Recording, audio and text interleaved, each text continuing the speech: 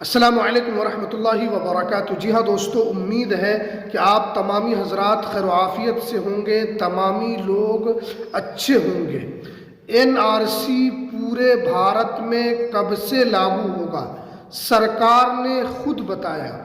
आज मैं आपको इस वीडियो के अंदर बताऊंगा कि एनआरसी पूरे भारत में कब से लागू किया जाएगा, इसको लेकर क्या अपडेट निकल कर आ रही है, सरकार ने इसको लेकर क्या कहा है, पूरी जानकारी आज आपको इस वीडियो के अंदर हम बताने वाले हैं। तो इसलिए इस वीडियो को आप पूरा ज़रूर देखें। वीडियो शुरू करने से पहले आपसे एक छोटी सी रिक्वेस्ट है, आप अगर हमारे इस चैनल पर पहली मर्तबा आए हैं तो आप इस चैनल को ज़रूर सब्सक्राइब कीजिए, बेल की घंटी को भी आप ज़रूर प्रेस कीजिए ताकि आपको ऐसे ही लेटेस्ट जानकारी, लेटेस्ट इन्फॉर्मेशन आपको मिलती रहे।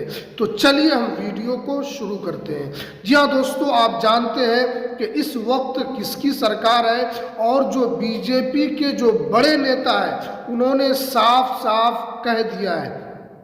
हमने यहाँ पर एक स्क्रीनशॉट लगाया है जिसके अंदर भारत के जो गृह मंत्री है उन्होंने साफ साफ कहा है कि ये एसआईआर जो है ये एनआरसी का प्रथम चरण है, उसके बाद देश में एनआरसी लागू किया जाएगा। और उसके अलावा अखिलेश यादव ने भी कहा है कि अभी तो एसआईआर हो रहा है, बाद में पीडीए वाले को भी निकाला जाएगा।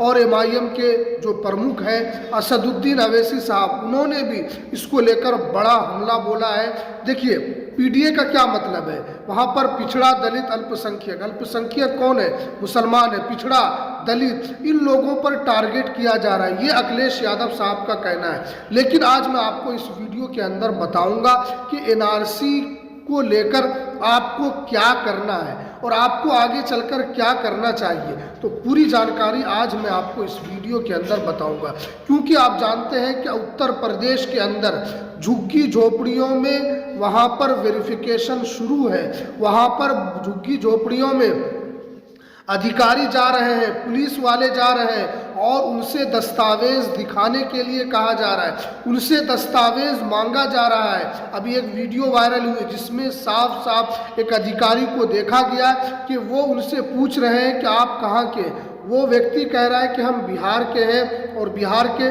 उन्होंने किसी ज़िले का नाम लिया। लेकिन वो जो अधिकारी है उनके पीठ पर मशीन रख के बोल रहे हैं कि अगर आप झूठ बोलेंगे तो ये मशीन बता देगा कि आप बांग्लादेशी हैं, कि आप यहाँ पर घुसपैठी हैं। तो देखिए किस तरीके से यूपी के अंदर चल रहा है और किस तरीके से वहाँ पर पुलिस हो या अधिकारी हो वो वेरिफिकेशन कर रही है।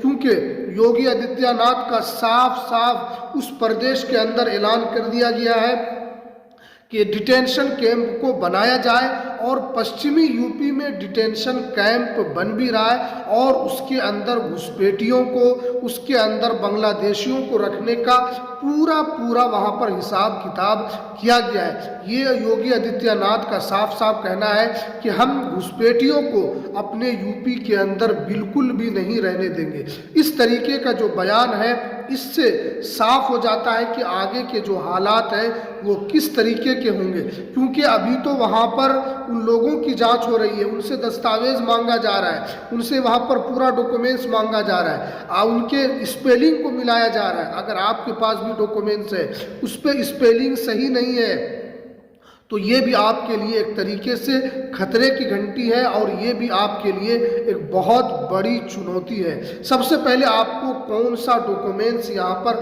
बनाकर रख लेना चाहिए, और अगर आपका डॉक्यूमेंट्स बनाने के बाद फिर आप जब एनआरसी में दिखाएंगे और उसके बाद भी अगर आपका नाम नहीं आता है तो उसके बाद आपको क्या करना है। सबसे पहले आपको कुछ डॉक्यूमेंट्स बनाकर रख लेना है और उस डॉक्यूमेंट्स में आपका नाम सही एक स्पेलिंग के साथ होना चाहिए। जैसे आपके पास पैन कार्ड होना चाहिए, आपके पास आधार कार्ड होना चाहिए, उसके बाद आपके पास पासपोर्ट होना चाहिए। अगर आप भारत के हैं, अगर आपका जन्म भारत के अंदर हुआ है, आपके पूर्वज भारत के हैं, तो आपको सबसे पहले यहाँ पर पासपोर्ट को ज़रूर बना लेना चाहिए।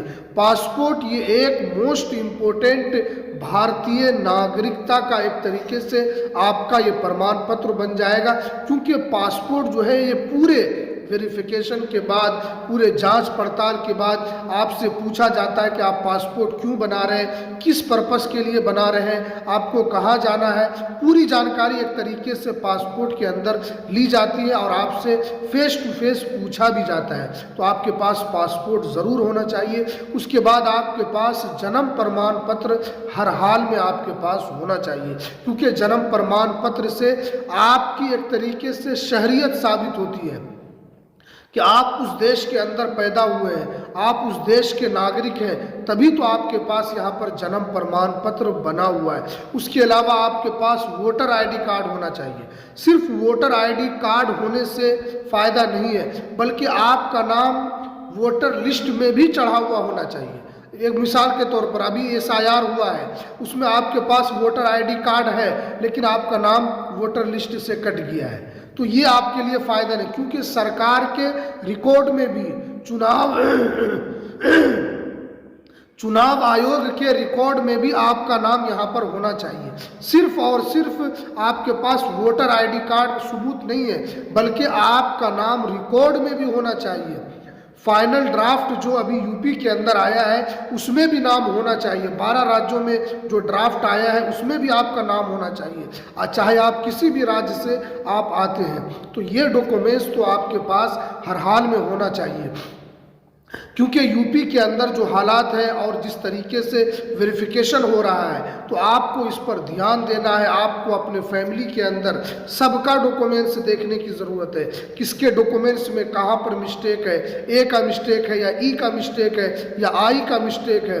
हर जगह हर डॉक्यूमेंट्स में आपका सेम नाम होना चाहिए, कहीं पर भी स्पेलिंग का फ़र्क नहीं होना चाहिए, क्योंकि एक तरीके से ये वेरिफिकेशन जो हो रहा है झुग्गी झोपड़ियों में यूपी के अंदर, वहाँ पर एक तरीके से लोगों से बाज़ाब्ता पूछा जा रहा है आप भारत के हैं या आप बांग्लादेशी हैं या आप घुसपैठी हैं, क्योंकि यूपी के अंदर बहुत सारे लोग रहते हैं, तो उन लोगों से एक तरीके से जांच हो रही है। अब अगर आप ये तमाम डॉक्यूमेंट्स बना लेते हैं, आप तमाम डॉक्यूमेंट्स NRC में आप दे देते हैं, फिर भी अगर आपके पास नाम नहीं आता है, तो आपके सामने 4 विकल्प खुले हुए हैं। सबसे पहले तो आपको यहाँ पर अगर आपका नाम नहीं आता है तो आप अपने हाई कोर्ट जा सकते हैं, और वहाँ पर अगर आपको किसी तरीके से राहत नहीं मिलती है तो आप सुप्रीम कोर्ट वहाँ पर जा सकते हैं, और अगर सुप्रीम कोर्ट से भी राहत नहीं मिलती है तो फिर आपको कुछ दिनों का टाइम भी दिया जाएगा।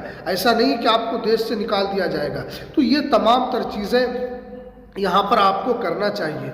और उसके अलावा आपके पास, क्योंकि भारत के संविधान में है कि 1955 का जो एक्ट है उसमें लोगों को शहरियत देने की बात कही गई है, और जो 2003 में संशोधन हुआ है उसमें साफ साफ लिखा है कि ये केंद्र सरकार को ये पूरा इख्तियार है कि वो लोगों की नागरिकता की जांच कर सकती है।